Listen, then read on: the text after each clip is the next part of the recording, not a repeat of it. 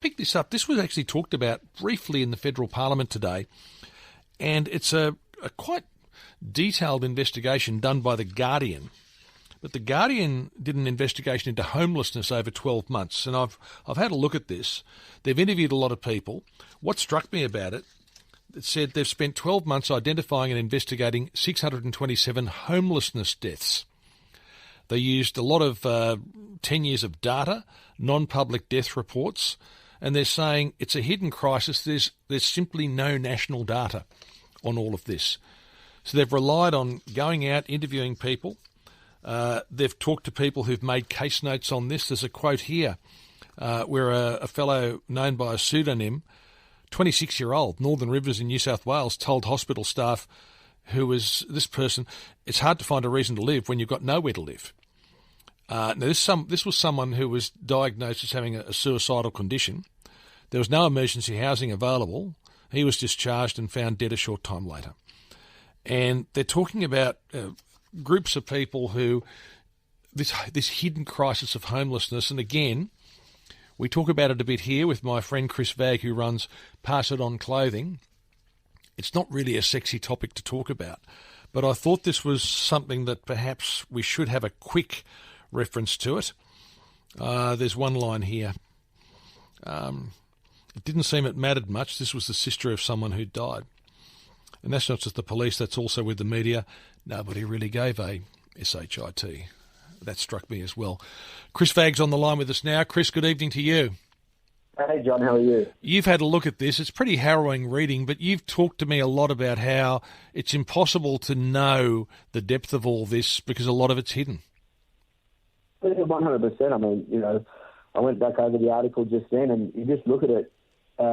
Federal and state government rejected or ignored a push from homelessness sector to even take the basic step of counting homelessness deaths. I mean, it appears that we don't want to know, which is, it's almost like devaluing a life for no other reason than I don't have a place to live. And in reality, they're fallen for a crack in the system that is government created. The whole of government problem here. The article quotes deep systemic failings are fueling the deaths. And I just don't think it's fair where, whatever has happened, whatever situation someone has got into to land in that space, that all of a sudden we trivialise their life and we show lack of care amongst everywhere that, leads them to this. And, one thing I just wrote down when I was waiting to speak to you was, this is just a lack of hope, John. It's a hope problem. You have a look at that quote that you just read. It's hard to find a reason to live when you have nowhere to live. It's hard to find a reason to live when you've got nothing to get up to in the morning. I mean, and we spoke about it when we spent those couple of, those night out homeless, that it's purpose, John. Everyone who has something to get up to in the day and feel productive is purpose. And, to be honest, our governments are just letting people decay in front of our eyes. They're actively helping them do it by giving them just enough money to survive, but, showing no impetus and no credible way to actually help them up. I mean, there was that finding even by one of their senators that said, the whole Workforce Australia system has good intentions, but it's failed. I mean, it's a miserable failing. Yeah, and look, for those who haven't listened to the conversations that you and I have had, you say, well, you give people money, you give them assistance, you give them some food, you give them clothes. That's what you do through Pass It On Clothing. But ultimately what you want to do is to say, well, let's do more than that, because that just keeps them alive. We want to try and you say there are many, many of them who want to lift themselves out of it, get into a accommodation, get some training, get some skills, get a job, and suddenly their life's been transformed. Yeah, I mean, we put the figure 30 to 40% could be out of public housing in 100 days with the right model. And they're waiting to. Unfortunately, we call it the lottery of life, John. Some of us land in environments that are really stable, that have good people to look up to there and show us the way, and others don't. Right? And I just think that's completely unfair, and it's a complete lottery where that lands. But, you can't be what you can't see. If there's some of the 5 people you spend the most time with, and if all of those people are, in a space of disadvantage and, I suppose, unsteadiness, if you like, and, not stable, then what are you going to be? I mean, it's pretty hard to lift yourself out of that. So the reality is, I think we have to start focusing on bringing people out of that, inspiring others who are in there, so there's a pathway out.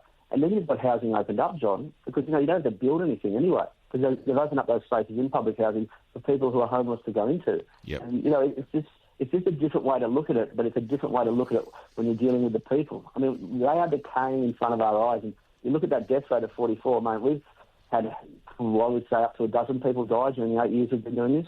They're saying it's the average death rate is 44 compared to what it is in the rest of the community. And the thing I'd say, the other major drivers they said in the article was suicide and drug use, right, overdose. Well, that's a lack of hope. It just goes back to the one word of hope. If you give no one a reason to get up, if you give no one a reason to put another foot in front of the other and show them what purpose means and what it can do for your well-being, then what do you expect? You know. Yeah. Right. So I just wanted to touch base with you on this, and people can go and have a look at the article. It is harrowing reading. They put a lot of work into it, and it struck me because they've said the whole thing's hidden. That's what you've said to us plenty of times. One thing we did do, we've had a couple of meetings with people. You've got this idea of having your academy, which could really grow into something. So that push is continuing. I think you get more meetings coming up over the next month or so. So we might get you in the studio and update our listeners. But I wanted to touch base with you. You're still doing your pass it on clothing, and that'll become more important as the year goes on and things get colder. Yeah, John, the reality is we're seeing so many people for the first time and wide-eyed and not knowing what to do. Still? No, more. There are people now, it's becoming more evident that there are more new homeless on the street than people who've been there for a year or so. Yep. Like, it's really starting to get evident now, and it's really, really bad because in the end, what are we going to do? I mean, we're not going to build the housing in time. That's not going to happen. So You've got to work on getting humans out of the housing where they are now. Because you know what that gives them? It gives them choice, John. They can go move to other things, other areas. Because they've got money, they've got skills. At the moment, they just sit there and they can't move. Yep. Right? And in the end, that causes problems with people not having housing because you've got people in there who are capable of getting out, but we can't get them out. Yep. We can't activate them. So that's the thing we're going to try and do. Really push this year and get it done, and we hope some people in power actually listen to us. All right. Look, there are things happening, and over the next few weeks we'll talk off air and we'll get you back in here with maybe some decision makers and try and get something happening. Good luck. Thank you, John, and go the Roosters. Yeah, hoping you didn't say that. Good on you. He's a very passionate Roosters fan, but I don't know how he finds time to do that because he's so much involved in trying to help other people. So I thought I'd get his view on that because it's one of those things we kind of hear about and then we turn away and move on. So I want to make sure we don't take our focus off it in 2024, as uncomfortable as it might be.